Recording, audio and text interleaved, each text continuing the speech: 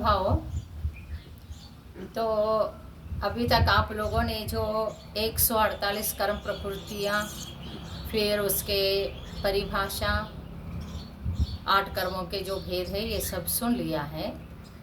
तो उसी से रिलेटेड है ये कर्मों में जो परिवर्तन होता है और क्या क्या होता है, ये सब 10 करण के द्वारा बताए गए हैं। तो 10 प्रकार के करण हैं। करण का अर्थ है आत्मा का या जीव का परिणाम। फिर उससे क्या क्या होता है जीव के परिणाम से, ये बताया जाएगा। सबसे पहला आपको मैं ये बताती हूँ, जो प्रत्येक समय में कर्मों का बंध होता है।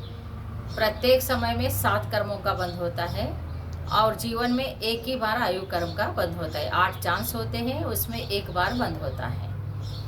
और जो 7 कर्मों का बंध होता है उसको लेके चल रहे हैं, आयु कर्म को अभी इसमें नहीं लेते हैं। प्रत्येक समय में जो कर्म बंध होने वाला है, जैसा कहा था, सिद्ध राशि का अनंतवा एक भाग, अभव राशि का अनंत गुना, और समय प्रबद्ध बोलते हैं इसको। समय प्रबद्ध कर्मों का बंध होता है। समय प्रबद्ध कर्मों का झड़ जाना या निर्जर हो जाना। फिर 1.5 गुना हानि गुणित समय प्रबद्ध सत्ता में रहना। तो मैं ये अलौकिक में बताया, अब लौकिक में बताती हूँ। 100 कर्म आ रहा है, 100 कर्म जा रहा है, और 1.5 गुना हानि समय प्रबद्ध करते हैं, 150 कर्म सत्ता में रह रहा है। जो 100 कर्म आया है वही 100 कर्म नहीं निकल रहा है कि वो 100 कर्म जो आया है उसका क्यों लगेगा। ज्ञानावरण, दर्शनावरण, वेदनी, मोहनी, नाम, गोत्र, अंतराय से फिर जिसकी जिसकी स्थिति होगी खत्म, वो आगे आगे बढ़ते जाएगा। जो बहुत भवों के बाद, बहुत वर्षों के बाद ऐसे आने वाला है, तो उसको हमारे यहाँ अलौकिक गणित में जो बताया गया है कि उपरीतन स्थिति, गुणश्रेणी आयाम और उदयावली, ऐसे 3 भाग किया जाता है। जैसा कर्मों का पुंज आया एक साथ, एक समय में एक समय प्रबद्ध कर्म आया, तो एक समय में जो एक समय प्रबद्ध कर्म आया, तो मैंने जैसा बोला 100 कर्म आया, तो वो 100 कर्म के 100 कर्म का स्थिति दूसरे ही समय में नहीं खत्म होता। कोई उसमें से ऐसे कर्म प्रकृतियाँ है, ज्ञानावरण आदि, अगले भाव में, उससे अगले भाव में आने वाला है, या कुछ सालों के बाद आने वाला है, या कुछ महीनों के बाद आने वाला है, कुछ दिन के बाद आने वाला है, फिर समय के बाद आने वाला, ऐसे है।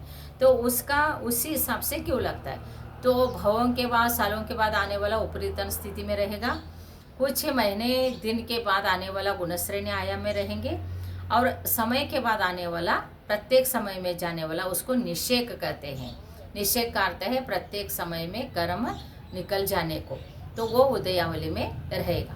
तो ये 3, जैसा आपने कोई 10 किलो या 100 किलो अनाज खरीद के लाया, तो अनाज 100 किलो रहे तो 100 किलो के 100 किलो आप किचन में नहीं रखते हैं, तो आप 100 किलो में से स्टोर रूम में रखेंगे, फिर वो छोटा एक डब्बा में रखेंगे, फिर वो जो है मसाला डब्बा में रखते हैं। मसाला डब्बा में से भी उदयावली का अर्थ यह है कि जो चम्मच में आया है वो उदयावली, अर्थात चम्मच में आया तो वो छोंक में जाएगा, वैसे उदयावली में आया तो फल दे के जाएगा। तो जो उपरीतन स्थिति वाला है, जैसा आपने स्टोर रूम में रखा है, तो आप 6 महीने के बाद निकल सकते, साल के बाद निकल सकते, 2 साल के बाद निकाल सकते। उसी प्रकार से ये उदाहरणार्थ मैंने बताया, कर्म भी ऐसे ही होते हैं कि सारे कर्म प्रत्येक समय में आते हैं, तो सारे के सारे वही नहीं जाते हैं। जिसकी जिसकी स्थिति खत्म हो गई है वो उसी उस प्रकार से क्यों लगता है। कोई खरीदने जा रहे थे, आप में क्यों उनमें लगे हैं, तो जो पहला आया है तो उसका आगे आ गया, फिर पीछे आए तो पीछे पीछे खड़ा रहता है।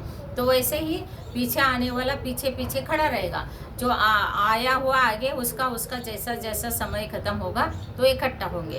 तो इसलिए उसका सब कुल मिला के 100 का ही या समय प्रबद्ध का ही वो स्थिति बन जाता है, तो उतना ही कर्म निकल जाएंगे और वो प्रत्येक समय में इतना ही बंद होंगे, और 1.5 गुना हानि गुणित समय प्रबद्ध सत्ता में बना रहेगा। ये होता है। तो इसमें 10 करण से हम क्या समझेंगे कि जैसा हम धर्म करते हैं, जाप करते हैं, व्रत करते हैं, उपवास करते हैं, त्याग करते हैं, या तो आप लोग कभी कोई समझ लो कि कोई चीज़ को आपको समझ के धर्म से कुछ कर्मों का नाश करना है तो कैसे करना है था।